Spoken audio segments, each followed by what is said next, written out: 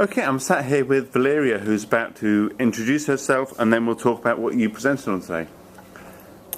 Yeah, so my name is Valeria Gazizova, and I do my PhD research at the University of Oslo.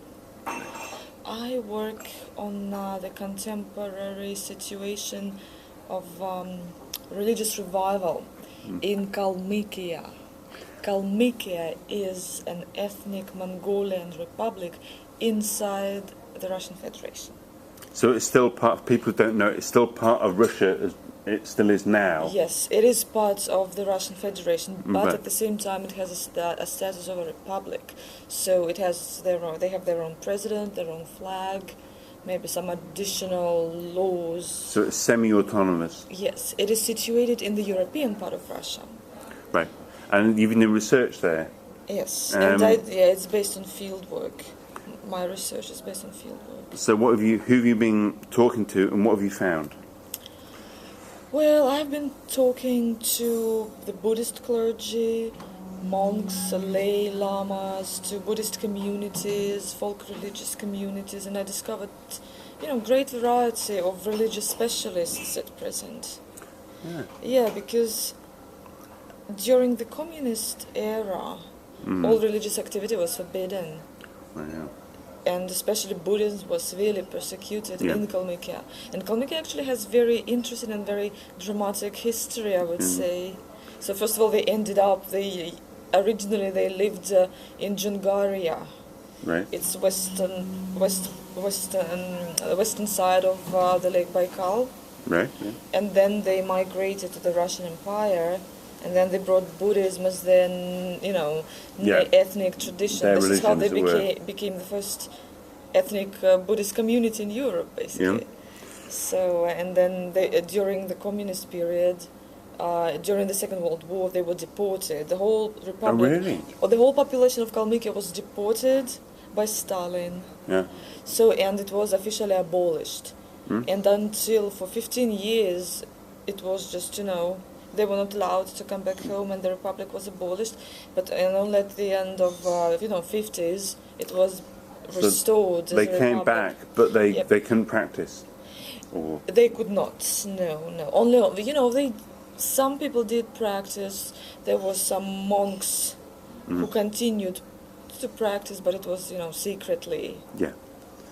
But since the fall of communism and change, that has Then very it's different. been a boom of religious revival. Buddhist temples opened everywhere. Pilgrims come to Kalmykia. Buddhist teachers come. But there is this diversity because they have the central monastery, and they have the biggest Buddhist temple in Europe Yeah. in general. And so the monastery is headed by a citizen of the United States. Oh, really? Yes, he is Kalmyk, but his family, left Russia, went to America during. I think it was during the war. And so then he was invited, and he represents, the Dalai Lama authority inside Kalmykia, but at the same time, lots of people disagree with it. That's, an American who does not speak Russian or Kalmyk Yeah. is the head of Buddhists. So a very kind of controversial Yes, figure. and he is quite strict, he promotes monasticism, only Gelug, only monastic Buddhism. But at the same time, there are other communities developing, Buddhist temples. These are run by lay lamas. Some of them are married, and they are oriented towards Mongolian heritage. So there's a nationalist kind of feel to that? Oh, yes. And then at the same time, they have lots of folk religious communities.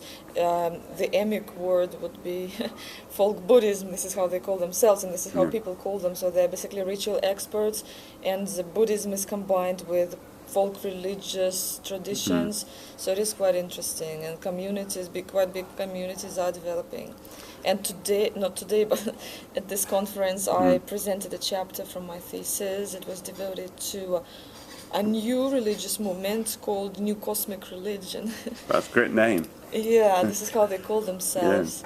And so the community is growing rapidly. So it's been about 2,000 people have been, initiated. And all these people, they claim to have, the gift of healing, and they communicate with deities. And the initiation is basically, it has lots of shamanic elements because they introduce, deities into their body and mind. Wow. Then, the main god for them is not, or it's not the Buddha. But it's the white old man. It's the direct translation of Kalmyk Tsaga Nava. This, So it draws on that kind of folk tradition within their culture. Yes, this old deity existed, was worshipped by, different ethnic groups of Mongols, and it was also in Tibet, and it still exists because with the advent of Buddhism, this deity was, incorporated into the pantheon. So, but it's basically Pan-Asian, I would say, and they have a similar deity in the Chinese tradition.